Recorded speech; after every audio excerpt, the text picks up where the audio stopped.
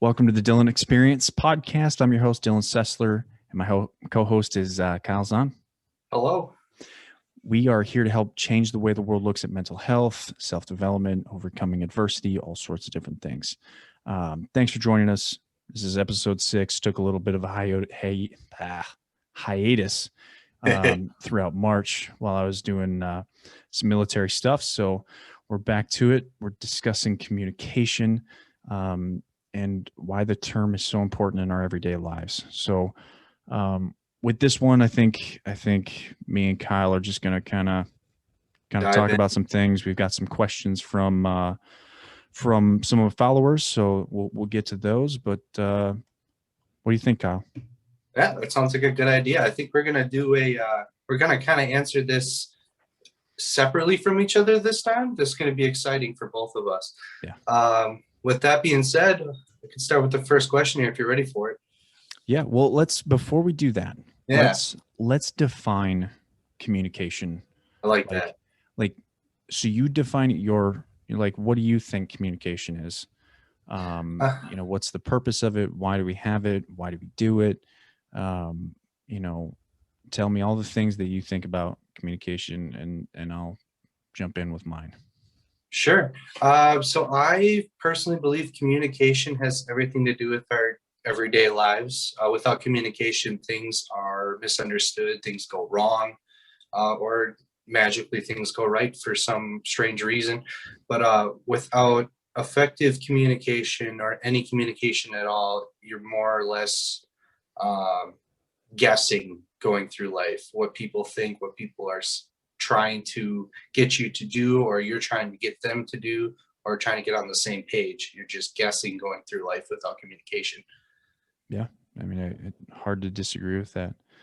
I think communication for me is really coming to a conclusion, coming to a solution, coming to an understanding together, right? Because communication is between at least two people, right? You can communicate with yourself, but realistically, we're talking about people, right? Like we're talking about coming together, understanding what it is that we are trying to explain, express, show, share, all of those words. And it's this, the purpose of it is for unity. The purpose is for growth, development, education, right? There's so many different ways that we have words that are built around communication that aren't communication, right? Like educating, teaching, showing, sharing, and all of those things are ways to communicate with different, under different circumstances, more or less, right? Like showing someone, like I showed you my camera earlier, right? I got a new camera, so I showed it to you, and that's a way of communicating, like, I have this, right? Whereas you might educate me on something, from what your job is, right? Or, you've educated me about, computer stuff. Like I've learned quite a bit from you. So it's, I communication is a very broad topic, but can be incredibly disruptive if we don't know how to do it. And if you why we're talking about it. Mm-hmm. And if you think about it too, emotions speak too. It's a form of communication. I was going to get to that. Absolutely. Right. Like, and here's the thing, like when someone comes up to you, grabs you by the scruff of your neck and holds a fist in front of your face and they don't say a word, did they say something to you? Yeah. Yes. Yeah. I mean, like, you don't need words to communicate with people. Mm-hmm. You don't need to speak the same language to communicate with people. Violence is, I think, the most universal language there will ever be. Like, it's not English, it's not Spanish, it's not the major languages. It's action. It's violence, right? When someone holds a gun to your face, you're going to do whatever they want you to do. And they may have to show you what they want you to do, but you're going to do it because you don't want to die. And like, that needs to be understood in communication, is that Mhm. action, right? There's a study done by Albert Mehrabian back in the 70s, where communication was understood on three different levels. The message, the actual message, was about, I think, 7%. The tone and tempo and your voice, dialect, Yeah. dialect, or dictation, was about 38%, I want to say.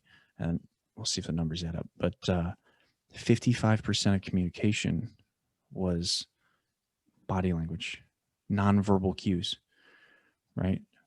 It wasn't the message, right? A majority of communicating is not the message. It's not even a minority. Like it's insignificant almost. It's 7%, right?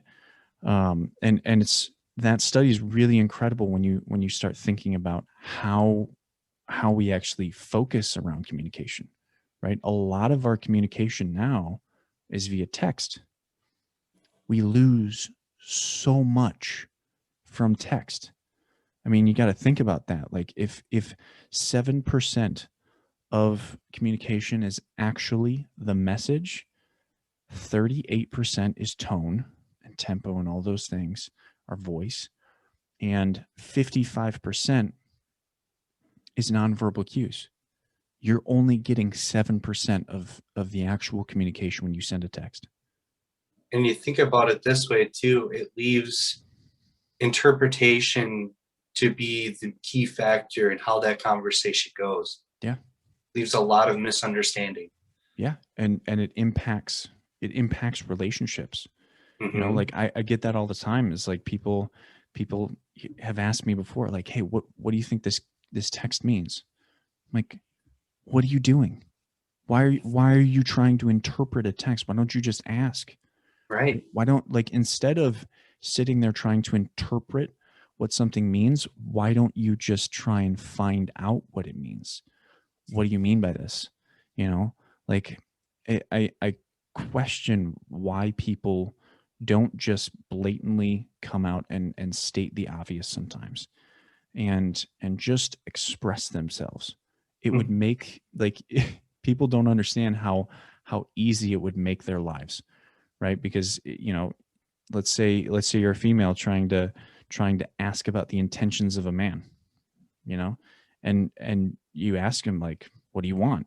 Like, do you want a relationship, or do you want a friends with benefits thing? And he says, I'm looking for a friends with benefits thing. And if you're looking for a relationship, it makes it real easy to say, I am not. Done and done, right? And then you can hold yourself accountable and say, because he doesn't want a relationship, I need to step away. Yeah. And you don't have to play this mind game of trying to interpret 7% of the message into 100% of the message, when you can just literally develop your communication to be more direct when you don't have you know the full ability to capture nonverbal cues and capture tone of voice texting, right? And Mhm. it can be a game changer when you just start focusing on, you know because if you aren't direct, you're only giving or getting 4% of the message, rather than full 7, or whatever. We can play with the numbers or all you want, but Sure. it's like, if you're not direct with that kind of messaging, like, you're going to get what you pay for. And Sure. And it brings up an interesting question. Like, why would you think that people prefer messaging over actually speaking to people? it's easier. Emotionally, it's easier. I mean, think about it. Like, it takes, like, phone conversation, right? Some people prefer it. Some people prefer phone. Others prefer being face to face. Others prefer text. But realistically, like, think about being in person. It's emotionally taxing, right? Especially with the verbal, or the nonverbal cues, and just meeting up and just being a part of that situation, you're literally giving up so much energy to communicate, and it might be worth it. Like, you want to go out with your friends, might be worth it.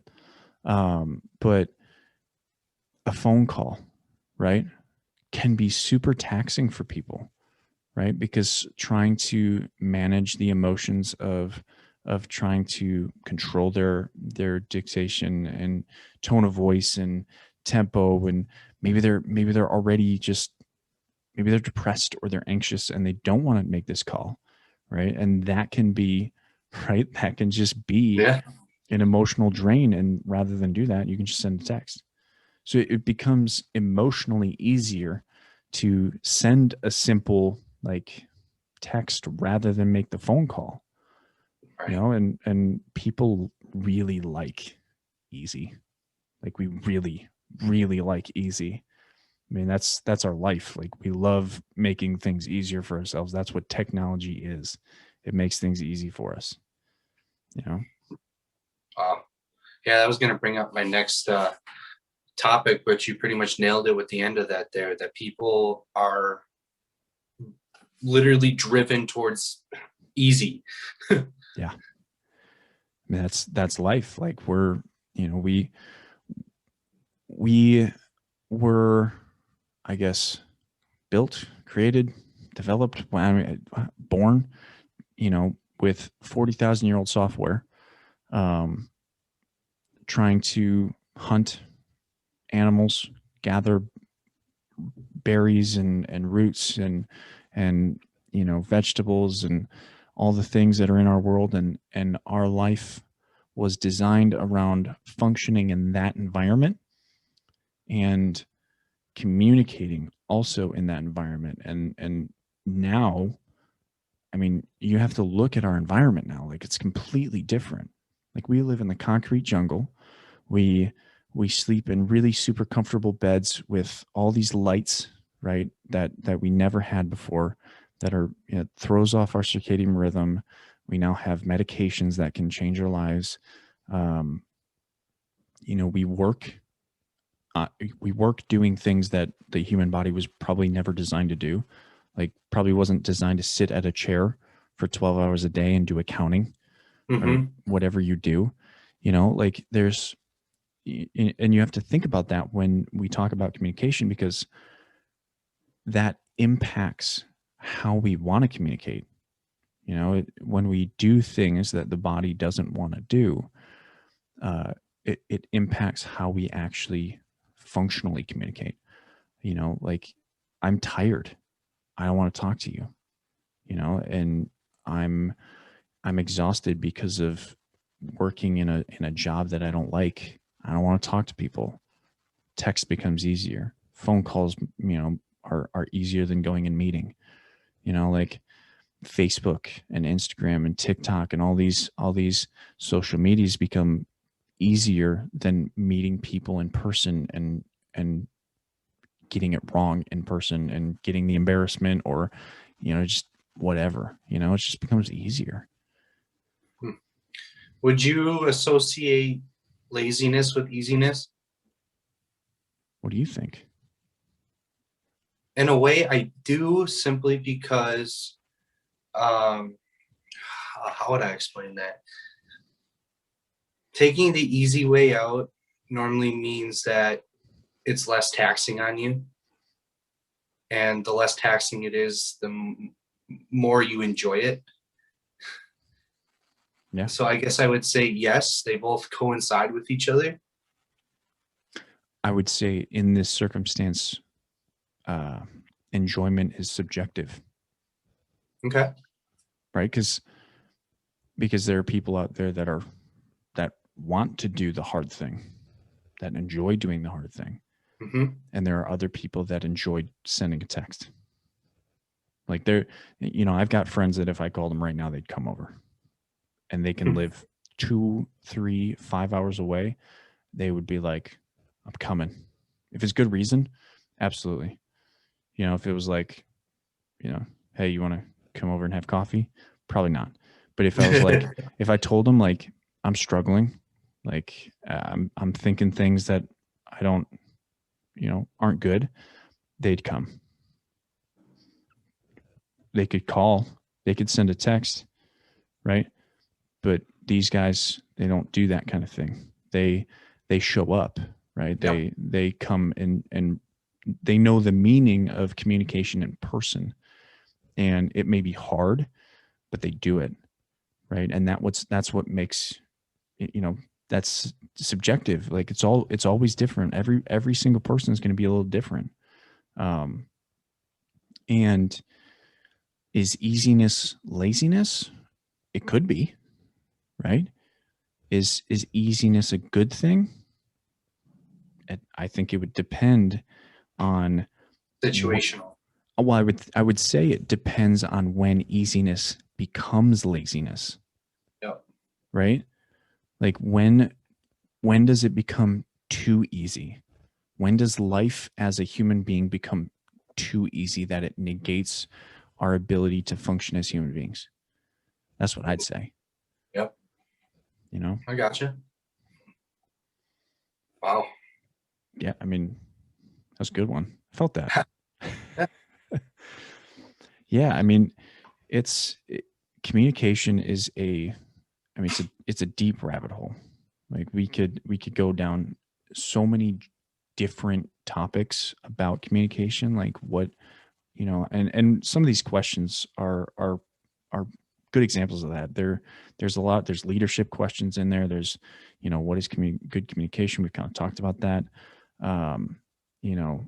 Literally like communication strategies. There's a number of different things regarding this Mhm. topic that we could go down, and I'm sure we'll get some comments about it, when it comes out, and see, maybe that'll take us down another rabbit hole. But Exactly.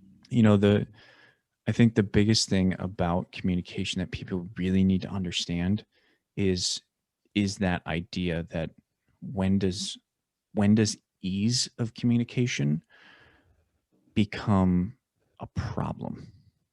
Like, and we're kind of facing that with social media.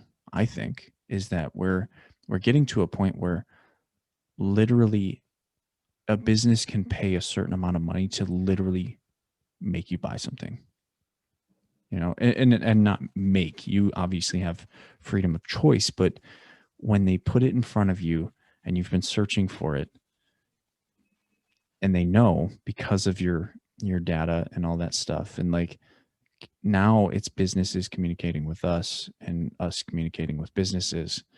um, when does that ease of connection become a negative impact on humanity? Right. And that's a more societal thing, but the same can be asked of, like, of human connection, of like, you know when does when does texting become a negative impact on your friends, right? If the only time that your friends connect with you is via text, is that okay? Is that positive for you? What's the point in that? Like, when are you going to make a choice to call them or go see them? That kind of thing. And I think COVID has really been a, you know, an interesting situation with that, because obviously in-person meetings are a little different now. It almost seems like these kind of situations train people not to be social face to face. Yeah. Yeah. Introverts become more introverted. Yep. Extroverts lose their mind because they can't see people, and who knows? I think we'll see the effects of what COVID, you know, has done for us in the next couple of years. But it's it it was an interesting time if you were a social researcher, if you could connect with people and figure Right. out, like, what's going on in the habits of humans right now, especially via texting and calling. And obviously Zoom is huge. Zoom Yeah. grew, exponentially. We're on Zoom right now. It's crazy. Like, we, at the same time, like, we were talking about texting, but Zoom became a platform overnight because of COVID. And that's saying a lot because now you have video and we can actually respect our verbal cues, our nonverbal cues, our tone, all of it. You know, we get that through video, and video is becoming so huge. If you look at TikTok, right? It's a video app, right? Like it's a video creation app, pretty much, all of it. So we can now connect with each other more via video, and I think it's pretty crazy. It seems like certain companies catch on to the fact that people are at home doing absolutely nothing. And I'm not saying everybody, but a lot of people sitting at home doing nothing, but they want to get out and communicate. And that's why these apps come up, right place, right time type of deal. Yeah, yeah. I mean, TikTok's not the first video focused app, that came out of the last 5 years, but it's No? the one that hit at the right time.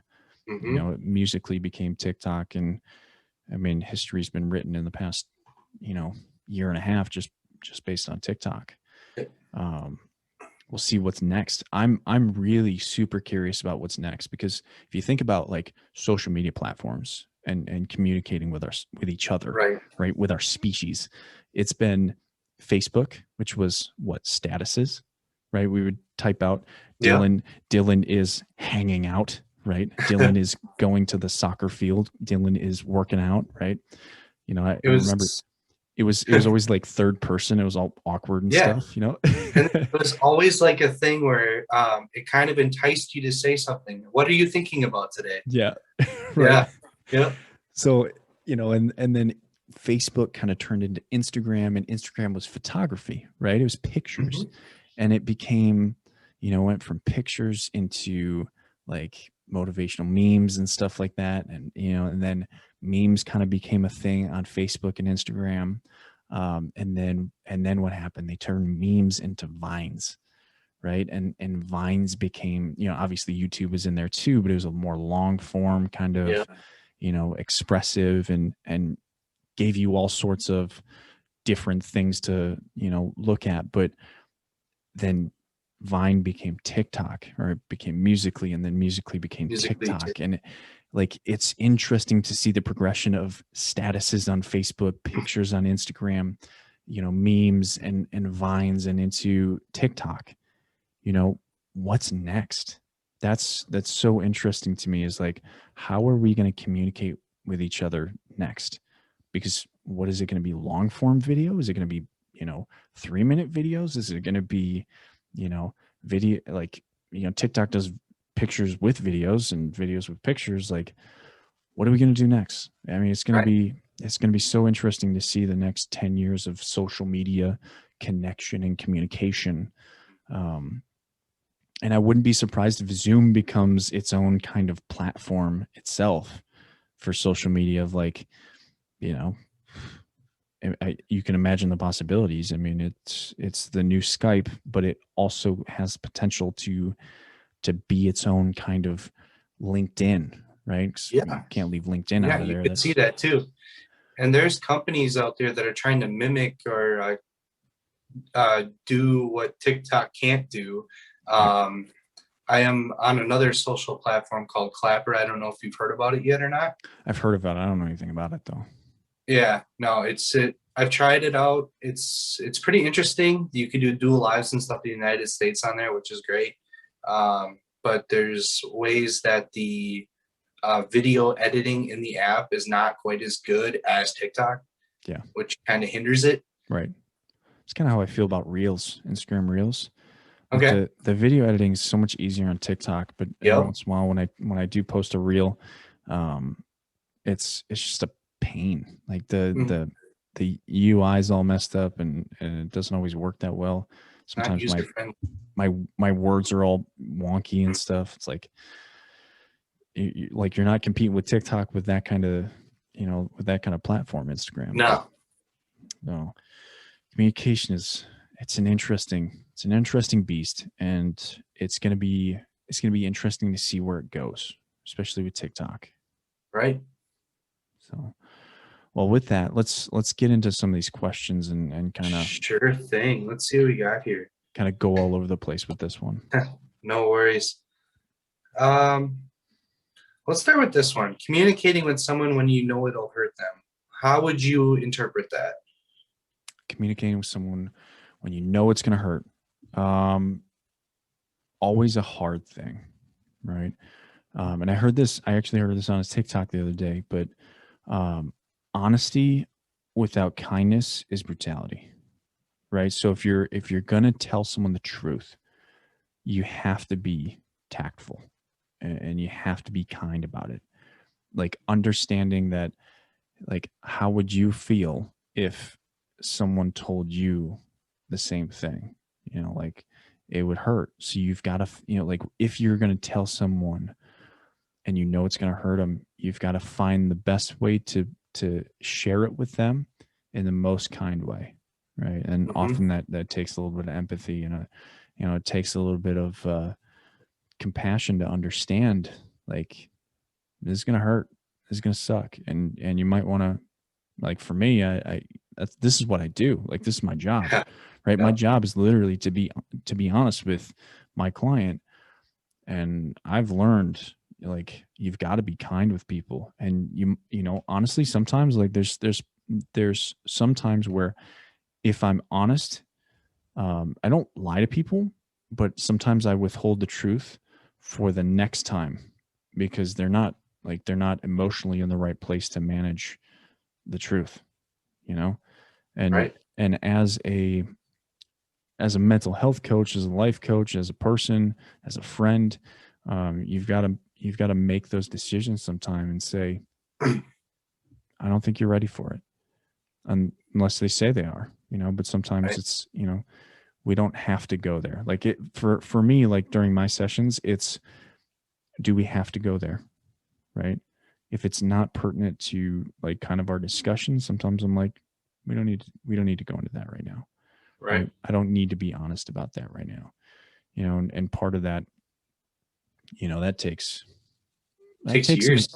it takes some experience. Yeah. Like, you're going to get that wrong at first. And what I'd say to people that have to deal with this is, just be honest, try to be as kind as you can, but don't let it hold you back, right? The truth is the truth. And if people aren't ready to hear the truth, that, unfortunately, that's just the way it is sometimes. But communicate, right? Communicate Right. the truth, communicate what you see, what you feel. And if it's not the right time for them to hear it, and you didn't know, like, you try and you learn, right? The biggest thing about life is you're going to have to fucking learn sometime, and it may as well be sooner rather than later, you know? And I guess with that, let's say you do go through with giving them your honest opinion of what is going on, and they're completely dismissive and aggressive towards you afterwards. Walk away. Like, you can't communicate with people that are unwilling, right? Like, communication is a two-way street, right? It's between two people, two entities, right? Business to business, or person to business, or person to person. You know, it's it's a two-way street. And if people don't want to communicate, they won't. And you can effectively communicate. You can express yourself, you can give them all the information you want, and you explained it well, and guess what? They won't listen. And if they won't listen, then you don't need to waste your time with them. And this goes for fucking everyone. I don't care if it's friends, I don't care if it's family, I don't care if it's just a person on the street, right? Just because they're family does not give them the right to remain in your life if they're being assholes. You don't need them, right? And unless you are literally in a situation, and this is rare, right, where maybe you're um maybe you're disabled, or maybe you have your own situation where you can't take care of yourself. In that case, you have to live within the system. But a majority of people, Majority of people don't have to take that. Majority of people can take care of themselves, and they should. A majority of people can emotionally manage themselves without their mom or dad. And if their mom or dad are narcissistic or, you know, don't communicate, are assholes or whatever you want to Right. call them, you don't need them, right? You want them, absolutely. I would love to have two parents, but guess what? I only have one. Like it's the unfortunate reality. But if things turned out to be, you know, like not healthy in our relationship, like I'm not going to waste my time or my energy remaining in a situation that's unhealthy for me. That's not going to benefit you in the long run. And if you here's the big thing about communication, and then I want to hear your thoughts. Yeah. I think the biggest thing is you train people how to respond to you by how you respond to them. So if you respond to them by allowing them to communicate with you in an unhealthy manner, they're going to continue. But if you hold them accountable, if you say, "Mom, you're you're being very rude right now and you're being dismissive of my feelings and I'm just being honest," right? Or you're judging me or you're just being honest and Yeah. you're telling them like, if you don't do that, you allow what's coming, right? You're complicit in allowing what's coming. There are obviously situations where like that's not your fault, absolutely not. Like domestic violence is a great example. Like just just because you stay in a relationship doesn't mean it's your fault. I would never say that, because there are situations where you are stuck, right? You are held, you know, you are held down, you are held from freedom, and that's not okay. But there are absolutely situations out there where you are communicating with other people, and rather than saying your feelings and saying, "I don't like that, I don't appreciate that," right? You're being rude, you're being mean, you're being whatever other word you want to use for it. When you don't say your feelings, when you don't speak the truth as to how you see it, and do it in a as tactfully as you can and as kind as you can, um, you're allowing those people to push that boundary and push that limit every single time. And that's one thing that I see very often, is that people just don't fight for themselves. That's a problem in my eyes. Like you gotta fight. You've got to hold people accountable, and part of that is saying, "I don't appreciate that," and setting your limit, setting your boundary, and then enforcing it. You know, Absolutely. what are your thoughts about that? So when I hear the term communicating with someone when you know it's going to hurt them, I think of a term that goes back a long ways, killing them with kindness. Um, you're not exactly killing them. You're more or less trying to help them understand in the best way possible that the actions or the yeah, you could say the actions that they are showing or doing to you or to someone else is not favorable or not okay. And just being honest with them, that's the key thing. Honesty is literally what's going to show them, hey, they are seeing what you are seeing at that point, hopefully. Yeah. And with that, if you're 100% honest with them, you're direct, I would say 8 times out of 10, they're going to understand that they're, they're, they're hopefully they're going to understand what they're doing is not okay. What if they don't? And if they don't, you have to find a way to, I guess, in a way. See, it's always tough with this one. And if they don't understand or they don't see it, like you said, they have to walk away. You can't stress yourself out to the point where you're no longer kind to them when you're giving them the truth. You can't tax yourself through that situation if they aren't willing to take what you're telling them at face value. Yeah. You got to fight, Yeah. you know, like I don't want to fight. I'm an No. infantryman, like, and like, it's my fucking job to fight. I don't want to, but I know how and I know when, right? You know, like when all communication fails, and I mean all communication fails, I know when to fight. You know, that's the I think what every person on the planet needs to have the ability to do is understand that they need to communicate all the way to the last possible second. And if it comes down to it, you've got to fight for yourself. You've got to defend yourself. You've got to be able to go to war. You have to, because Mhm. like we are a violent fucking species. It's a fact, right? We kill billions of cows. Kill billions of chickens. We kill billions of fish. We kill billions of animals every single year to thrive, not just survive, to thrive. We kill in excess. We kill each other.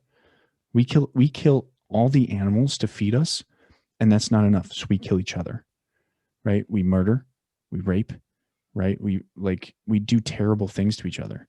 Like we are like humanity as a species is violent as fuck.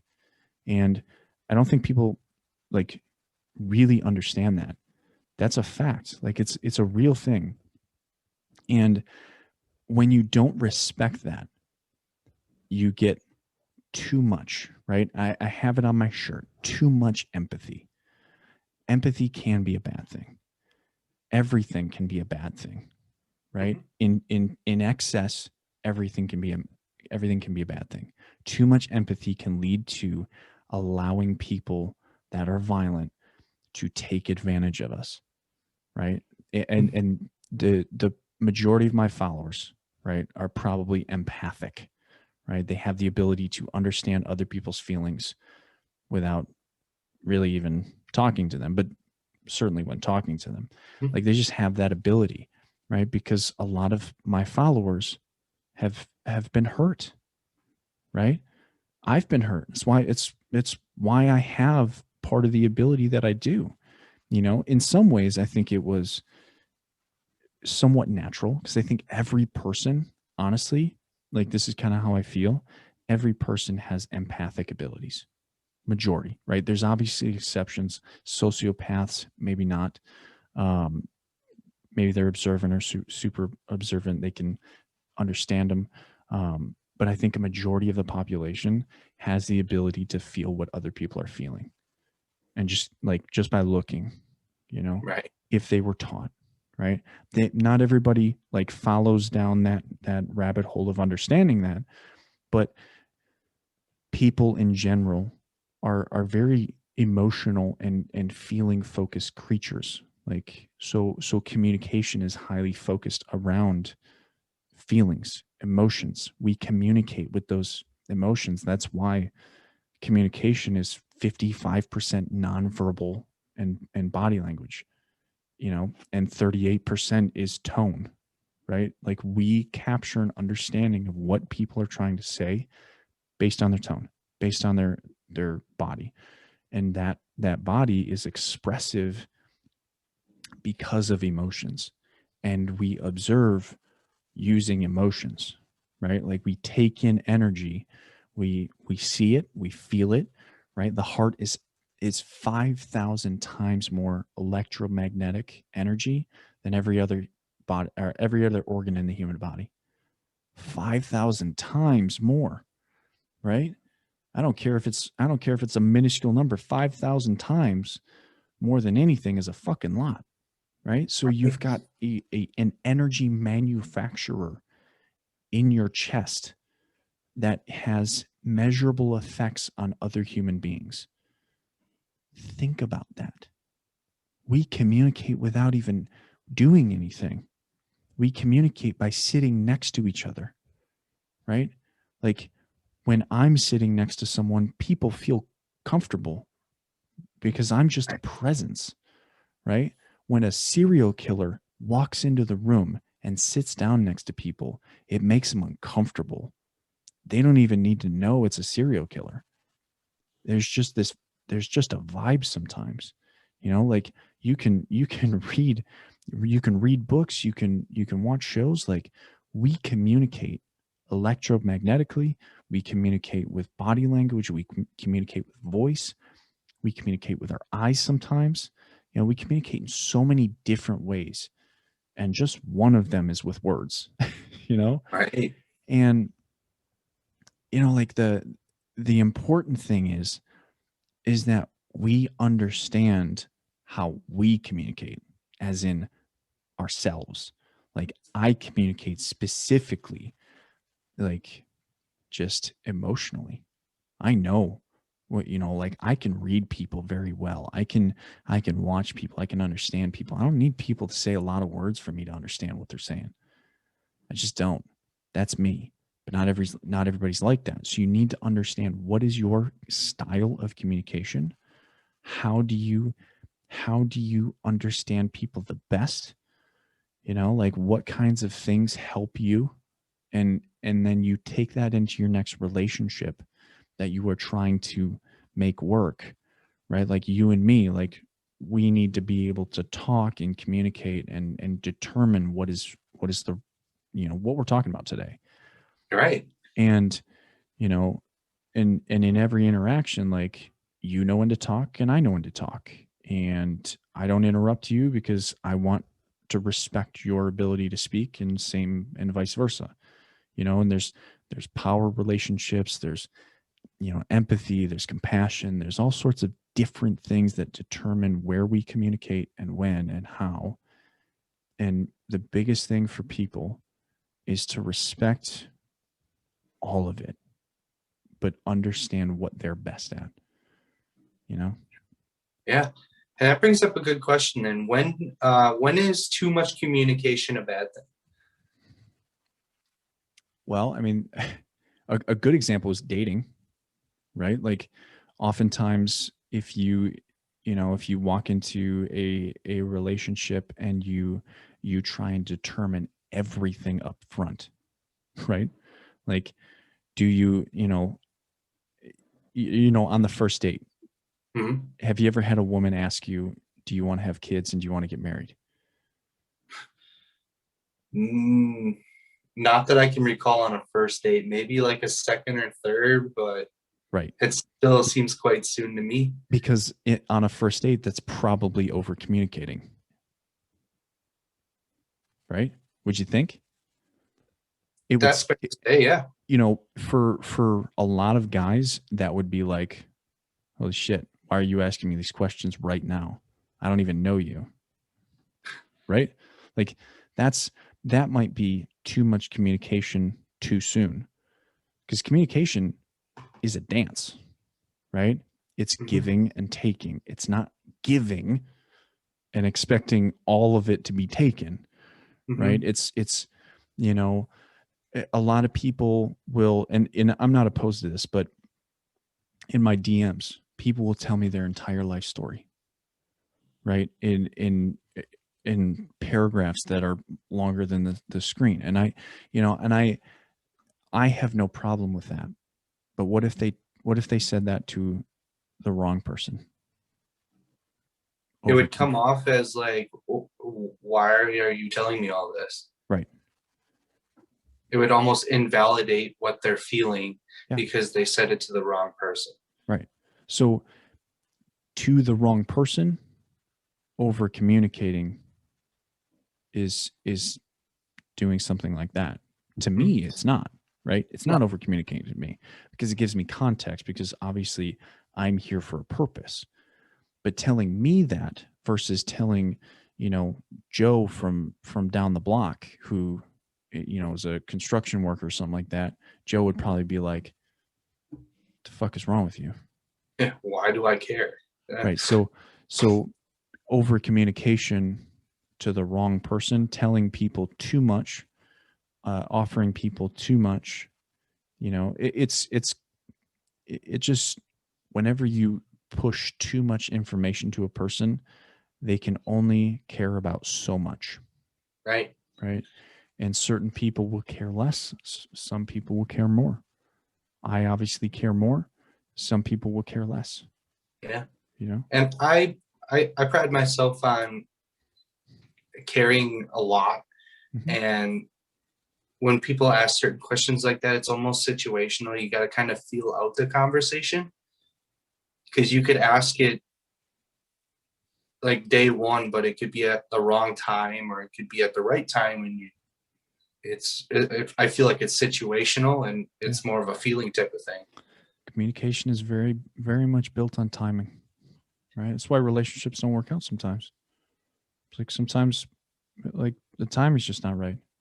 And we try and communicate, like, say, a person comes off of a relationship, and they find you as a rebound, you know, they're they might be super confused.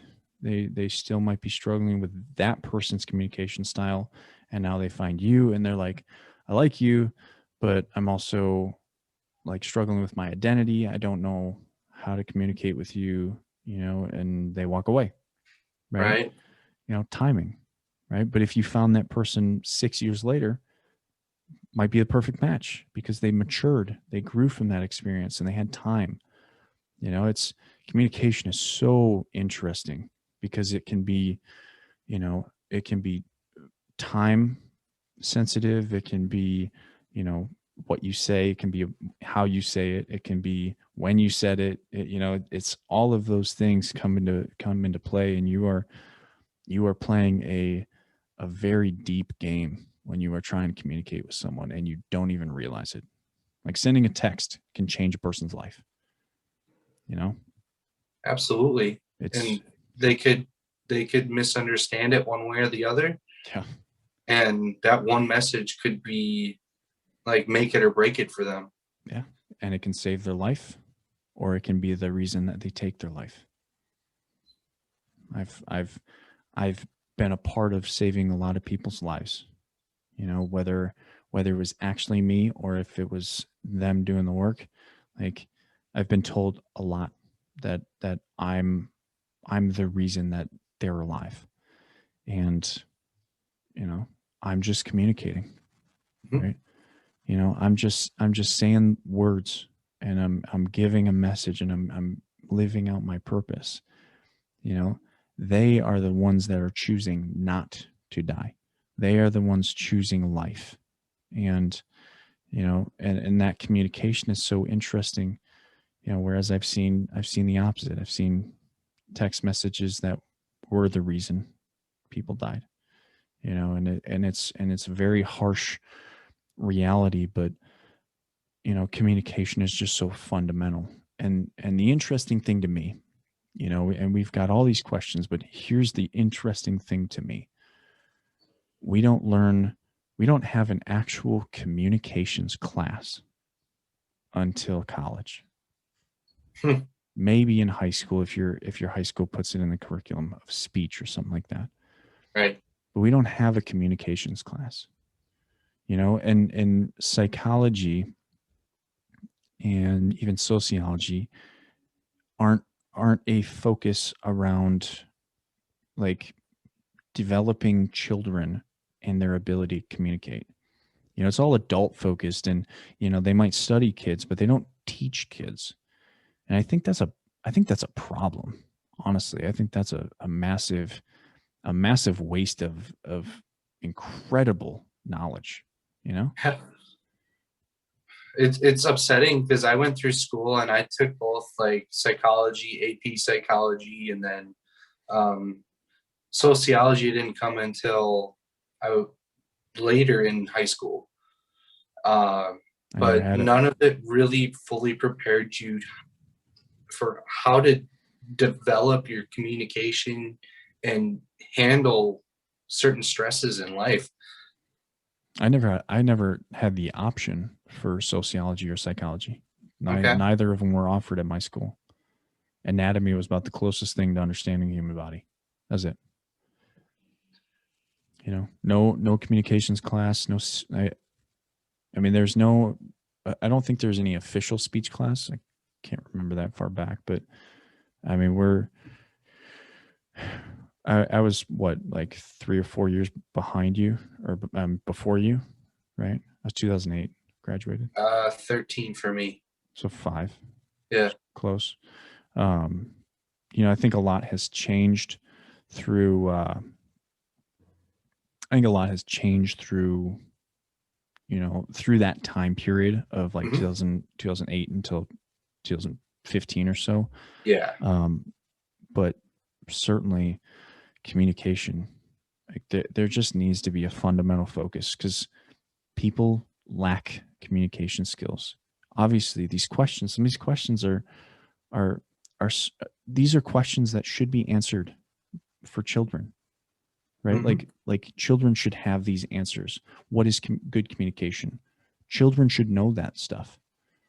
Like communicating with someone when it'll hurt them, like that should be fundamental, right? Like I'm a very fundamental person, right? Like if you know how to fundamentally respond in understand what these things, what communication is, you can create the understanding of how to respond.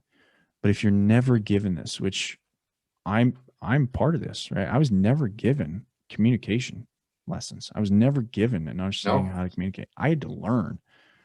I had to go develop this knowledge. I had to go read books. I had to go, do it wrong. I had to go to the bar a few hundred times to figure out how to talk to women. Like I didn't know. I was terrible, right? And I had to go to Afghanistan to build some confidence. Or maybe it wasn't confidence. Maybe it was like recklessness. Honestly, after my deployment, it's Hmm. like I just didn't care because I almost died a couple times. Like at this point, who gives a fuck, right? I'm going to This is talk the to worst thing that can happen. Let's right. go. What am I going to get embarrassed? Cool, like whatever. I almost died. It's cool. Yeah. Like like yeah, it's just it's frustrating sometimes that communication isn't such a societal focus. We're sitting here talking about abortion and like and racism and all these things. And you know why? Because we can't communicate, right? We have these fundamental disagreements about these things because we can't fucking talk to each other. Right. Then let's go back to the basics and learn how to talk to each other so we can have a conversation about these topics respectfully. I mean, it's simple. That's the key word right there. Respectfully. Yeah. Because you can talk all day until you're blue in the face, but Yeah. if it comes off as disrespectful, no one's going to listen to you. Right. I said that to a guy on TikTok. He one of my videos was using a sound with Donald Trump in it, and people thought it was me making fun of Donald Trump. I was like, no, I was just using the fucking sound. And and this guy was like, yeah, bullshit. Like, yeah, sure. I'm like, how do you know my intent without ever meeting me or ever talking to me? Right? Like if you think I'm going to listen to you, you're wrong because I don't listen to assholes. I Yeah. just prove them wrong. It's How like, do you assume before asking questions? right. And that's exactly what I asked. It's like, the fuck out of here. It's laughable, but Yeah. and it's people become empowered behind a computer, but empowered behind a screen to say the dumbest things with, and that like there should be studies done about those people that we call internet trolls that would comment on something like that and try and prove my intent to be different than the intent that like I had, even though they don't know me, they didn't know any of my content, right? Like, I mean, this guy came back and apologized to me after after watching some of my content, he was like, wow, like I should have respected him. Like, you're damn right you should have. Like, you should be like, you should not feel good about saying something like that, even if you don't know what my content is Right. about. It's like, that's crazy to me that someone would be that disrespectful without understanding a fucking thing about about what I'm talking about. Yeah, and the fact that that was their first reaction, their first decision after that makes you wonder what kind of problems they're facing as well inside. Just Absolutely. Yeah. I mean, and like why is that their outlet? mhm. That's what comes to my mind. Like, I don't get bent out of shape with when people comment like that. I usually chuckle a little bit Yeah, because I'm like, this is real life. Like, someone commented this, um, more or less to save myself, right? Like, if I get mad at people, like, that's not helpful. So I laugh. Like, I enjoy it. Like, it genuinely makes me giggle when people write some of the things that they yeah, write and thinking they're being mean to me or something. Um and and then you start thinking about, like, why do they communicate like that? To bring it full circle into communication, it's like, mhm. why, what happened in their life that made them choose that kind of communication? And oftentimes what kind of comes to mind for me is this concept that they were they were taught to do so by manipulative people, and people that didn't know how to effectively communicate or abused their ability to understand the emotions of others.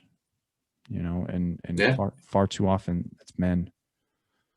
Far too often. And I'm not going to take away that it's only men. Like, I don't no, want that. Like, women do it too, but far too often, I'm a man, so I want to speak on the part that I know, right? Men are terrible communicators more often than not, because they think that they can just get away with all sorts of things that they you just can't, right? Like, you will live with that choice the rest of your life. And if you think you can get away with doing the wrong thing, like, you might with certain people, but eventually it's going to catch up to you, and you're going to realize someday that you making bad decisions isn't hurting anyone else as much as it's hurting you. It literally is. It's going to kill you someday. It emotionally, spiritually, however it is, you're going to look back on your life and you're going to realize that you should have listened to people. You want to talk about regrets. That's it. You should listen to people. You should give people a chance. You should yeah, you should trust what people are telling you when they're talking about you. When they tell you what they think of you, guess what? They're probably right. And if you don't give them a chance or give that honesty a chance, you're doing yourself a disservice. That's not to say take it to heart and destroy yourself with it. That means understand what it is that brought them to that conclusion and learn how to change it. Learn how to listen, learn how to love yourself, learn how to love others, and do something different than what you've been taught in the past. Be someone different. The beautiful thing about life is that we have the freedom of choice. You can be whoever you want to be. If you want to be an asshole, good luck with that. I'm not going to do it. I'm going to be an example, right? So if you want to learn how to be a better human being, listen up, pay attention, because you know, I think you said it to me at one point, but like, it was some kind of saying, like, you know, all these flavors, and you chose to be salty.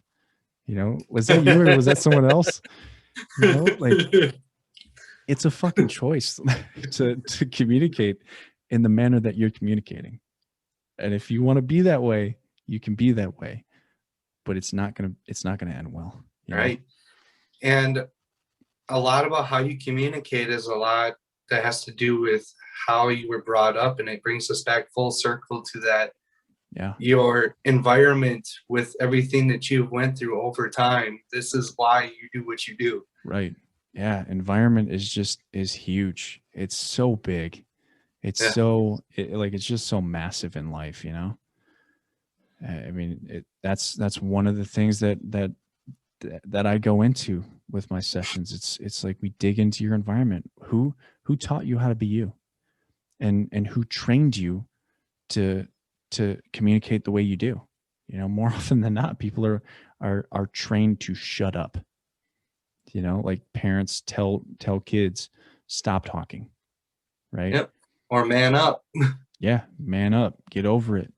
You know, you shouldn't be crying anymore, right? I don't say that to my son. No. You know? I certainly want to sometimes because it's annoying, but the hard thing is sometimes being a parent isn't about what you fucking want. Sometimes it's not about your goddamn peace and quiet. Sometimes it's about developing your son or your daughter to understand when it is acceptable to to feel these things and when it might be embarrassing. And you share that with them. You don't tell them to stop because that's teaching them something that you don't want to teach them. Exactly. Right? And if you want your children to communicate with you, stop telling them to stop. Right? Like stop Yeah. telling them stop telling them to stop being emotional. Stop telling them to stop crying because that tells them, that teaches them, that trains them to not come to you with emotions. So they're not going to. Right. And it's fascinating to me that people think that you can tell a child, stop being human, because that's what you're doing when you tell them to stop crying. They're fucking children. They don't like their hormones and their emotions are uncontrollable still. Yeah. They're learning. You don't control them until you're an adult. That's why there's so much emotional and hormonal flux within childhood and puberty. And when you tell them to stop, you are literally training them to stay away from you when it comes to emotions. Don't talk to mom. She won't or don't talk to dad. Like he'll just tell you to get over it. Mm. Right? Like Yeah. it, And I think about this too. Suppressing them over and over again is going to, it creates so many more problems for the future. yeah, It doesn't allow them to fully express themselves in certain situations anymore, like right. when they need to and they can't. Yeah. I mean it's crazy. It's absolutely crazy to me. Oh, you up for another one? Yeah, let's do one more. It's going to be a long one. So Yeah. let's do one or two more and then we'll call it a day. All right. Let's do the leadership one here. Effective communication and leadership, both Good with one. bosses and subordinates. What have you learned from those situations? And do you have any advice stepping into new leadership roles? So if you're stepping into a leadership role for the first time, right? And that's what this question is kind of Mm-hmm. alluding to. The biggest thing that I learned is that if you don't listen first, you're not going to capture the context of who you're leading, right? And I think the biggest thing is I like to set the tone of who I am, and Mm-hmm. the biggest thing that has helped me throughout my career has been showing people that I am a safe person to come to, no matter what. You know, Mm-hmm. like I'm absolutely willing to talk about mental health. I'm absolutely willing to talk about the hard things. I am also very adamant in terms of the wrong thing. So if you do the wrong thing, I am a hard like I'm a hard no kind of guy on stuff. Like Yeah. you know this, sexual assault, sexual violence, sexual misconduct, rape, Yeah. anything like that. I step out in front of people and I say, "You do that, I will fucking destroy you." Right? I will end your career. I will take I will take you to the farthest extent of what I can take you to, you know, and I will make whatever choice you think you are going to make for sexual assault, sexual harassment, rape, or anything like that. I will make sure it's not worth it for you, and Yeah. what that tells people when you step out on a platform and you passionately tell people that's how you feel, because one, I believe it. It's not Yeah. just fluff. Same. I Hmm. fucking mean it, right? When you say that to a team, they respect it. They don't fuck around because they know, right? When you say, on the contrary, when you say, hey guys, sexual harassment, sexual assault, don't do it. And it's Yeah, just it sounds like Army PowerPoints. and it's a check, and it's the check the box, right? When you show people you don't give a fuck, they'll push their boundaries. Hmm. They will do it. And that's what happens. It happens all the time. I got to ask the question today, is there sexual assault, is there sexual harassment, and is there hazing in the Army? I'm like, yeah, fuck yeah, it is. Listen to how people talk about it, right? If people talk about it like it's just another check the box thing, that's what it's going to be. And it's going to exist until you get leaders, right? And this is for you new leaders out there, until you get leaders that step into that position and say, fuck no, it's not allowed. And then they show it, right? And then then when someone comes to them, they emphatically help them, right? And this happened. I'm not going to give details on it because No, absolutely not. it's a conflict of interest in terms of, like, you were there, so like you didn't know about this, but there was a situation between our team and another team that I had to handle, and I informed the other team, I'm like, if you don't say something, I fucking will, and I will go up and up and up, right? And I took care of the problem, and if I hadn't, faith would have been lost in that soldier, right? They would have looked at me and was like, I came to you, and what you said then didn't match up with what you told me you were going to do, and and that's consistency, Right. right? What you actually say to people and what you actually do has to be consistent. If you give people your word, you have to follow through. Your values matter when you become a leader. Your values they'll be looked at, they'll be dissected at times. And what you choose to do, if it's the wrong thing, it's the wrong thing. And people are gonna see, and if you don't have an explanation why, guess what? Fuck you. Organization. Organization over you. Absolutely. 100% organization first. Nobody's going to take care of you. So you've got to do the right thing, not just for you, but for other people, right? Sometimes that means saying no to the organization and taking care of the people.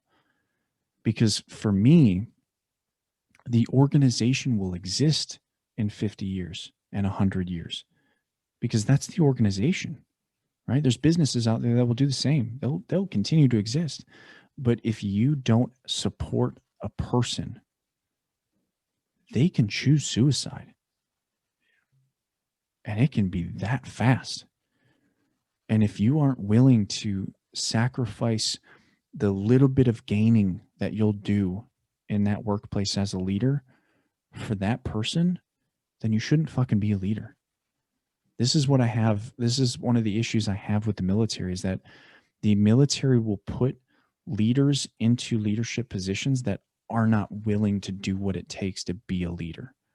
If you're not willing to listen to your soldiers and support them through their hard times, you shouldn't be a leader.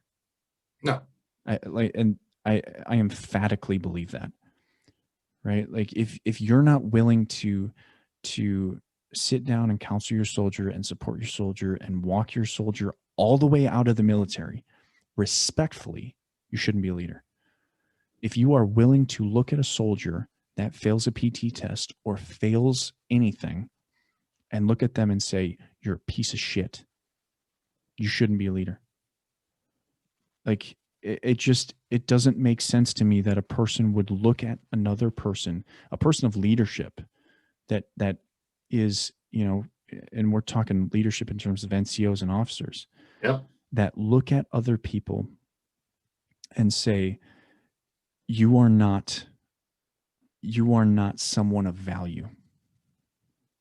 Well, what do you expect them to do? What do you expect from them? Like, they're certainly not going to be valuable for you after you say something like that. Absolutely not. And then not only that, but other people watching that person are also going to look at you and say, if you don't think he's valuable, well, you probably don't think anyone's valuable, or you probably don't think I'm valuable, right? That permeates. You should never say that. I don't care if you believe it, right? Like, there have been soldiers in my career that I was like, I don't think soldiering is the thing for you. And I've told them that honestly, but I also said, and that's okay. You don't have to, like there are better, I think there are better things for you. I think you would be much better at this. I think you'd be much happier at this. And that was okay. But I never looked at them and said, you're a worthless human being. You're a shitbag. You're a terrible person. I don't even care if they were a terrible soldier. I didn't say that to them. I respectfully said, I think you'd be better at something else. And I can help you with that. Yeah. And I can walk you through that process. I can walk you all the way out of the military. And I respect you for showing up and giving everything that you gave. I respect you for trying for me because I asked you to. I respect you for signing a dotted line that said you might die. I respect that. And even if there are people that have been, have done really stupid things, and I've, in my own anger and frustration with them, in my head and in private conversations, I've had to say, I fucking hate that guy, and he's a shitbag. I've said that, but to them, those are private conversations. Within a controlled environment, they're not something that's going to get out to public and right. heard by that person, but to them, respectful. Like, listen, man, like you've got an issue here, right? You've got problems, and you've got to be better, or I just don't say anything, to those people. If I can't say anything nice, it's like the golden rule. I don't know, something like that. Don't treat people how you treat people how you'd want to be treated. And if you can't, don't fucking say anything. That, like, fundamental rule of communication for me. If you can't say anything nice, shut the fuck up. If you can't say it in a nice way, shut the fuck up. Right. Tell someone else that can. Too easy. Yeah, absolutely. Yeah. So that was good. I'm going to expand. Yeah. What do you have? So for that question specifically, what if I learned stepping into a leadership role? Biggest thing going in, like, absolutely nothing. Yeah. And that you are trying to soak in as much as you possibly can about who your leadership is, who is underneath you, how they tick, how they operate. Yep. And coming up with kind of like a game plan in your head to be best serving for both parties. Right. And oftentimes that can be a struggle. Was that fair to say? Yeah, absolutely. Yeah. When do you stop listening only? Right. At the point where certain situations where you have a good general idea of how to attack that situation, and you can do it with some sort of confidence, like, hey, this is right or this is wrong. And you have to be respectful about it, of course, because respect is everything, honestly. Yeah. You go into a situation with respect, but with honesty. If you can do that at that point, do it. Absolutely. Yeah. But you never stop listening. You never stop learning. That's the biggest thing. It's kind of a trick question. Exactly. You got to let me get there. The hamster is rolling. Yep, absolutely. um, but honestly, if at any point you ever stop listening or stop learning, that's a problem. Mm-hmm. That's why the Army moves commanders. You know, like commanders are typically like anywhere from 2 to 5 years.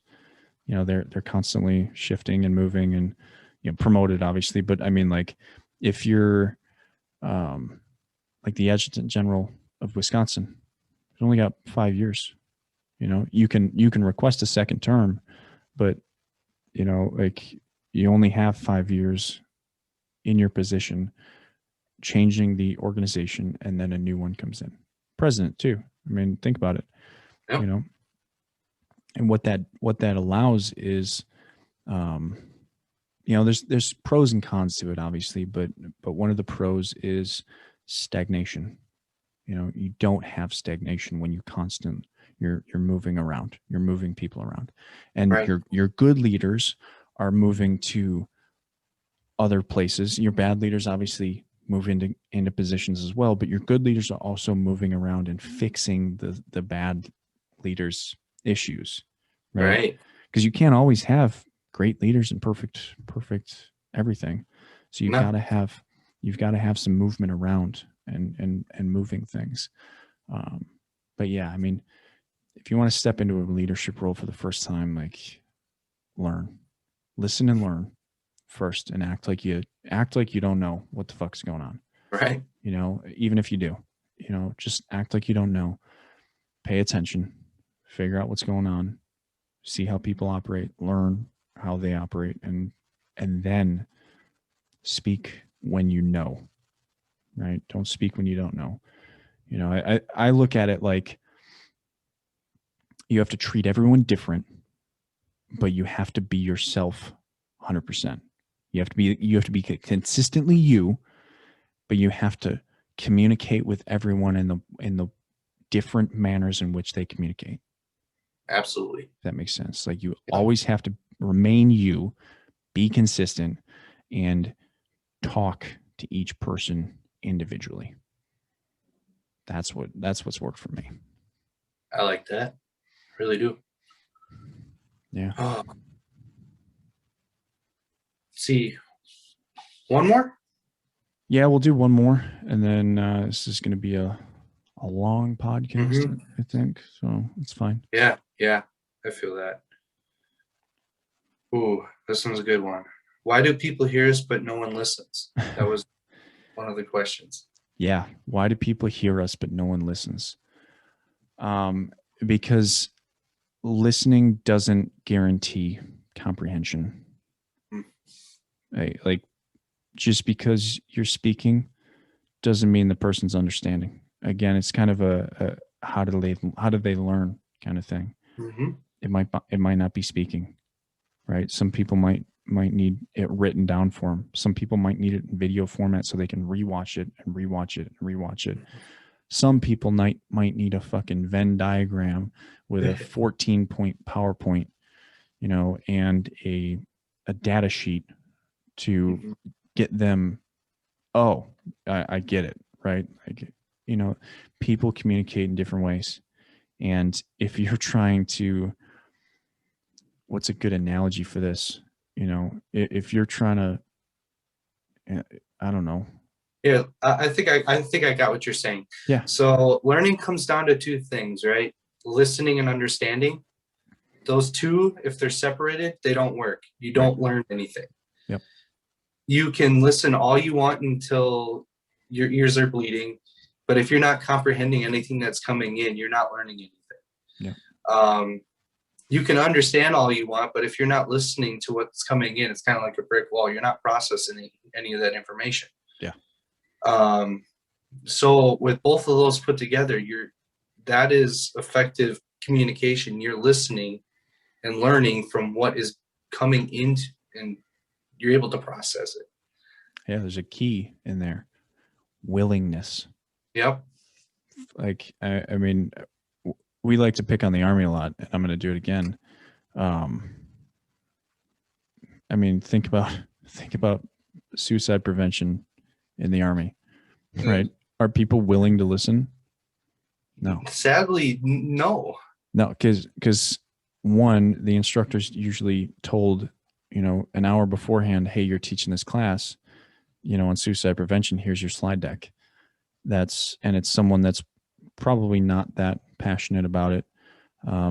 Someone that's probably not that, adept at teaching the class. And, even at times it's a person that just doesn't know anything about They're it. trying to fill a box. They're checking off a Yeah. box. And what that does to listeners is makes them unwilling to pay attention. If there's not passion behind what we're teaching or what we're expressing or what we're talking about, right? This podcast, like, when I'm super passionate about something, Oh yeah. right? Like I light up. Like, I mean, I'm doing it right now. Yeah. Like when I care, I actually elevate everything because I'm excited to talk about it. I'm excited to say it, Mhm. And there's certain people out there that do the same. There's some people out there that don't do that, but if there's none of that, and what do you expect? Like, Yeah. And at this point, go ahead. well, if you're not willing to listen and pay attention and comprehend, like, you're not going to. No, absolutely not. And this is like suicide prevention is a big topic for both of us, like me especially. I may not have known these guys to the fullest extent that I wanted to. I did work with them a few times during an XCTC, Yep. but the fact that we went through a death by PowerPoint and it seemed like it's the same thing every year. Yeah. It's if we have the same thing every year and expect change, but nothing comes from it, sounds like insanity to me, right? Right.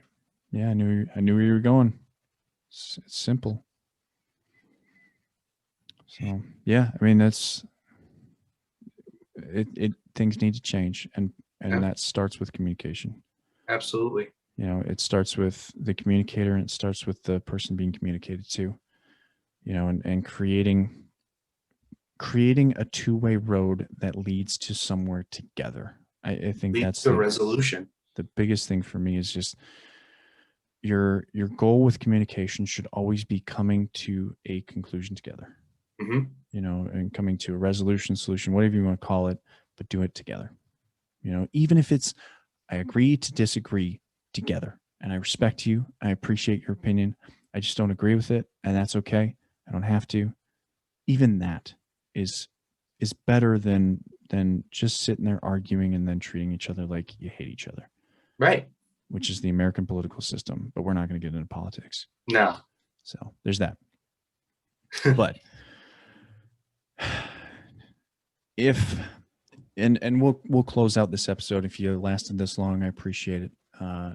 It's some of these are going to get long, and I think if you stay with us, I think they're worth it all the way up into the end. Oh yeah. Here's the end. If you want to join my inspirational text platform, if you haven't already, and get the chance to maybe feature a question, I know we covered a couple of questions. Go ahead and text your question to 1-608-336-4480. It'll be in the description of this podcast. I just want to thank you for joining us this week. I love this. This was a good one. Yeah, this was very nice. I really enjoyed talking about communication. A lot of passion around that subject. Join us next week. I think we'll be talking about my favorite books and Kyle's favorite books, and yeah, I think that'll be what we do. That's what we're doing for episode 7. Sounds wonderful to me. And yeah, so we'll see you next week on the Dylan Experience, and take care of yourself.